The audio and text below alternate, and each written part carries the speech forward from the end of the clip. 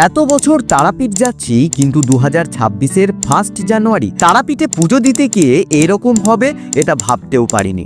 সকাল সকাল গুসকরা স্টেশন থেকে 6:47-এর বর্ধমান 3 পাহাড় মেমু ট্রেনে যাচ্ছি রামপুরহাট। গুসকরা থেকে রামপুরহাটের মধ্যে রয়েছে এই ট্রেনের 11টা হল্ট। আনুমানিক 1 ঘন্টা লেটে সকাল 9:30 নাগাদ এসে পৌঁছালাম রামপুরহাট স্টেশনে। স্টেশনের বাইরে থেকে একটা টেকারে করে মাথাপিছু 40 টাকার বিনিময়ে রওনা দিলাম মায়ের মন্দিরের উদ্দেশ্যে। 8.5 কিলোমিটারের রাস্তা 20 থেকে 25 মিনিটের মধ্যেই পৌঁছে গেলাম। ব্যাগপত্র রেখে স্নান করে বের হলাম বছরের প্রথম দিন মাকে পুজো দেওয়ার উদ্দেশ্যে। দেখেছেন কেমন ভিড়। সকলেই চাই বছরের প্রথম দিন মাকে পুজো দিয়ে বছরটা শুরু করতে। দেখতে দেখতে পৌঁছে গেলাম বাসন্তী পূজা ভান্ডারে। এই আমাদের ডালি রেডি হচ্ছে, আর আমাদের পুরোহিত মশাইও চলে এসছে। চলুন এবার পালা জেনারেল লাইনের শেষটা খোঁজার। আর এই জীবিত কুণ্ডটিকে ভালো করে তৈরি করার কাজ চলছে।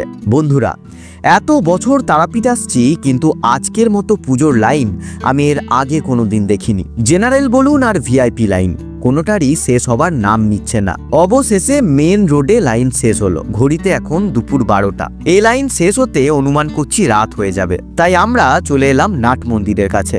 এখান থেকেই পুজো দিয়ে হাজার হাজার ভক্তের ভিড়ে গা ভাসিয়ে বহু কষ্টে বছরের প্রথম দিন মায়ের এক ঝলক দর্শন পেলাম। সত্যি এ মায়ের মহিমা। মা তার প্রত্যেকটা ভক্তের মনস্কামনা পূরণ করেন। সেজন্যই তো লক্ষ লক্ষ ভক্তের আগমন হয় এই তারাপীঠে। ভিডিওটায় একটা লাইক করে কমেন্টে জয় মা তারা অবশ্যই লিখে যান। আর আমাকে সাবস্ক্রাইব করে রাখুন, না হলে আমাকে আর খুঁজে পাবেন না।